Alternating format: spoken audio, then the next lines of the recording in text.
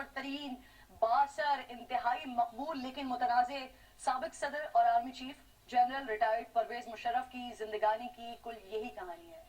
1999 में नवाज शरीफ की हुकूमत का तख्ता उलटकर तख्त पर बैठे और फिर पीछे मुड़कर देखा नहीं उन्होंने। अपनी राह में आने वाली हर मुश्किल और रुकावट को दूर करते चले गए। खुद को 2 बार वर्दी में सदर मुंतखब करवाया। आईनी रुकावट को पार्लियामेंट के जरिए 17वीं तरमीम से दूर कर लिया। मीडिया को आजादी देकर मुल्क में निजी चैनल्स के नए दौर का आगाज परवेज मुशर्रफ साहब ने किया। मुल्क को अपने वक्त का जदीद और सबसे बाइख्तियार बल्दियाती निजाम परवेज मुशर्रफ साहब ने दिया। दुश्मन भारत की आंखों में आंखें डालकर उसको बाज रहने का पैगाम परवेज मुशर्रफ ने दिया। दुनिया के बुलंद तरीन और सर्द तरीन महाज सियाचिन यहाँ पर चढ़ाई करके न सिर्फ भारत बल्कि पूरी दुनिया को हैरत में डाल दिया। गो के बाद में आलमी दबाव और अमेरिका की मुदाखलत के बाद पाकिस्तान को पीछे हटना पड़ा, लेकिन परवेज मुशर्रफ ने हर उस फोरम पर सियाचिन की जंग लड़ी जहां वो लड़ सकते थे। सानहा 9/11 के बाद दहशतगर्दी के खिलाफ जंग का आगाज हुआ और ऐसे में परवेज मुशर्रफ ने इस जंग में अमेरिका से टकराव के मुकाबले में उसका इत्तेहादी बनने का फैसला किया।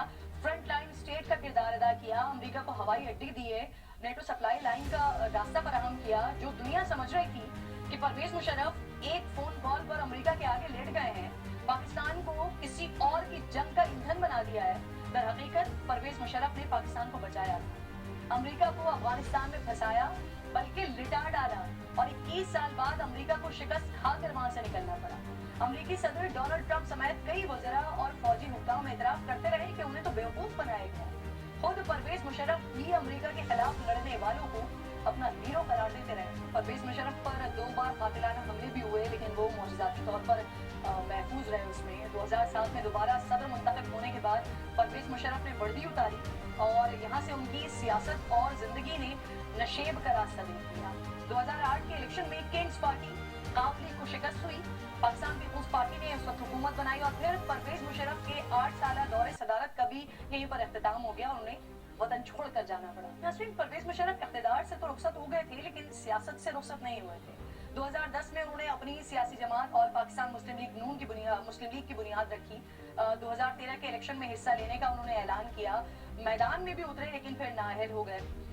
उसी साल अप्रैल में उन्हें इमरजेंसी लगाने और जजेस को गिरफ्तार करने के केस में बाकायदा तौर पर गिरफ्तार भी किया गया।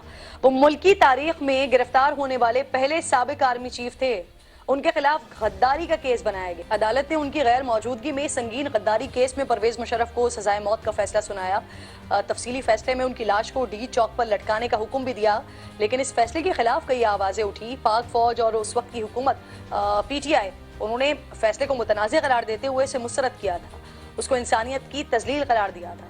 अपनी अदालत के आखिरी दिनों में परवेज मुशर्रफ खुद अदलिया से अपील करते रहे कि वो पाकिस्तान आना चाहते हैं, उन्हें इंसाफ फराहम किया जाए। नाज़रीन, परवेज मुशर्रफ साहब का दौर कई हवालों से मुतनाज़ भी रहा है। उन्होंने एक मुंतखब हुकूमत को घर भेजा, उस वक्त के वज़ीर आज़म नवाज शरीफ को जेल में डाला, मुल्क में मार्शल लॉ नाफिज किया, दहशतगर्दी के खिलाफ जंग में कई पाकिस्तानियों को बगैर किसी कानूनी कार्रवाई के अमेरिका के हवाले किया, जिसका एतराफ़ बाद में उन्होंने अपनी किताब में भी किया।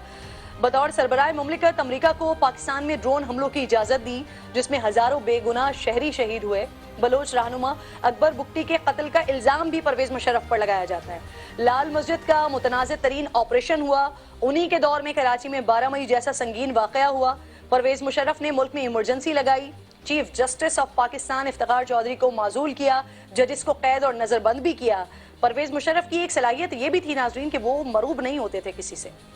मजमा सैकड़ों का हो या हजारों का हो, सवाल कितना भी तल्ख क्यों ना हो, तहम्मुल से पूरा सवाल सुनते थे और फिर ऐसा जवाब देते थे कि पूछने वाला दंग रह जाता था।